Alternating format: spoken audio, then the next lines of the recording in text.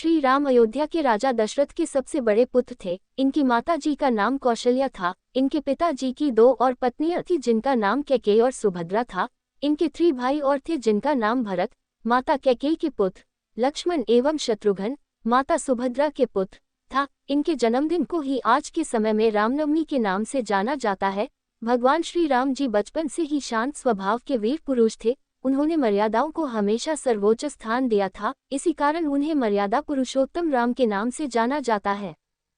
धर्म के मार्ग पर चलने वाले भगवान राम ने अपने तीनों भाइयों के साथ गुरु वशिष्ठ से शिक्षा प्राप्त की। किशोरावस्था में गुरु विश्वामित्र उन्हें वन में राक्षसों द्वारा मचाए जा रहे उत्पात को समाप्त करने के लिए साथ ले गए। राम के साथ उनके छोटे भाई लक्ष्मण भी इस कार्य में उनके साथ थे।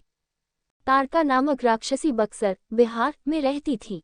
वहीं पर उसका वध श्री राम द्वारा हुआ था। इस दौरान ही गुरु विश्वामित्र उन्हें मिथिला ले गए। वहां के विदेह राजा जनक ने अपनी पुत्री सीता के विवाह के लिए एक स्वयंवर समारोह आयोजित किया था, जहां भगवान शिव का एक धनुष था जिसकी प्रत्यंचा चढ़ाने वाले शूरवीर से सीता का विवाह किया जाना था।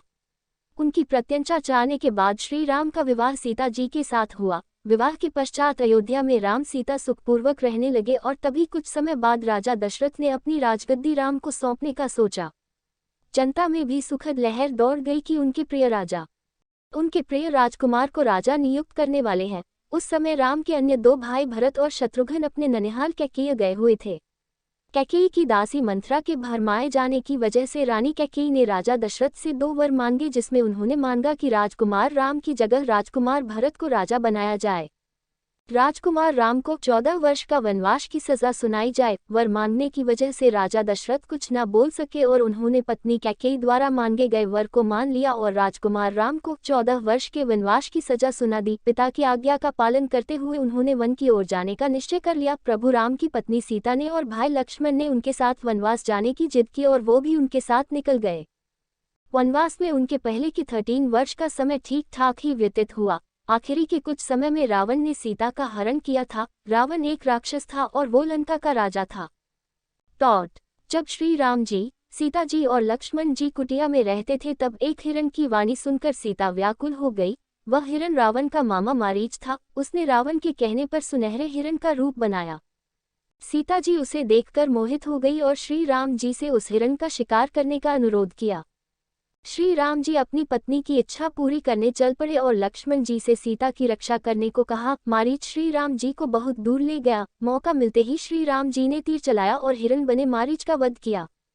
मरते मरते मारीच ने जोर से हे सीता, हे लक्ष्मण की आवाज लगाई। उस आवाज को सुन सीता चिंतित हो गई और उन्होंने लक्ष्मण जी को श्री राम जी के पास जाने को कहा। लक्ष्मण जी जाना नहीं चाहते थे पर अपनी भाभी की बात को इनकार न कर सके। लक्ष्मण ने जाने से पहले एक रेखा खींची जो लक्ष्मण रेखा के नाम से प्रसिद्ध है। जब लक्ष्मण भाभी द्वारा कहने पर भैया को देखने गए तभी रावण एक तांत्रिक बाबा के रूप में कुटिया के बाहर आकर भिक्षा की मांग करने लगा। भिक्षा देने के लिए सीता जी ने देवर लक्ष्मण द्वारा खींची हुई लक्ष्मण रेखा पार कर दी और तभी रावण ने उनका हरण कर लिया। कुछ समय बाद जब श्री राम और लक्ष्मण कुटिया वापस आए तो उन्होंने सीता जी को नहीं पाया और फिर वो उनकी तलाश में वन की ओर निकल पड़े। भगवान श्री राम जी अपने भाई लक्ष्मण के साथ सीता की खोज में दर दर भटक रहे थे। तब वे हनुमान और सुग्रीव नामक 2 वानरों से मिले। वहां प्रभु राम ने उनसे अपनी समस्या बताया और तभी हनुमान, राम के सबसे बड़े भक्त बने पत्नी सीता को पुनः प्राप्त करने के लिए भगवान श्री राम जी ने हनुमान, विभीषण, रावण के छोटे भाई और वानर सेना की मदद से रावण के सभी बंधु बांधवों और उसके वंशजों को पराजित किया तथा लौटते समय विभीषण को लंका का राजा बनाकर अच्छे शासक के लिए मार्गदर्शन किया। प्रभु राम और राक्षस रावण का युद्ध 9 दिन तक चला था और 10वें दिन प्रभु राम ने रावण को मृत्यु के गले लगाकर उन पर जीत प्रपात की थी और तभी से उस 10 दिन के समय को दशहरा के रूप में सभी हिंदू धर्म के लोग व्रत रखकर श्रद्धा भाव से मनाते हैं। वही बच्चे रावण के बड़े बड़े पुतले बनाकर भी जलाते हैं। आज भी कई जगह पर दशहरा के समय रामलीला दिखाई जाती है और मेला भी लगता है। बहुत लोग अपने पूरे परिवार के साथ रामलीला देखने व मेला में घूमने प्रतिवर्ष जाते हैं। रावण का वध करने के साथ ही प्रभु राम के वनवास का समय भी समाप्त होने वाला था और इसी वजह से पत्नी सीता की प्राप्ति के बाद वो अपने भाई और सबसे बड़े भक्त के साथ अपने राज्य अयोध्या की ओर निकल पड़े थे।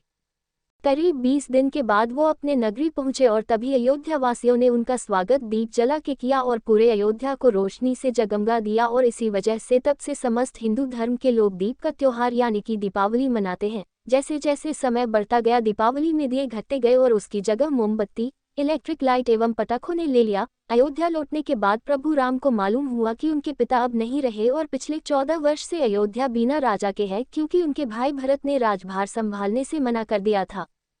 राम जी ने अपनी जिम्मेदारी समझते हुए अयोध्या के राजा बने और राजगद्दी संभाली। कुछ ही समय बाद उनको मालूम हुआ कि उनकी नगरी के लोग उनकी पत्नी सीता जी के बारे में गलत बोल रहे हैं। इसी वजह उन्होंने अपनी पत्नी को खुद से दूर आश्रम में रहने का आदेश दिया।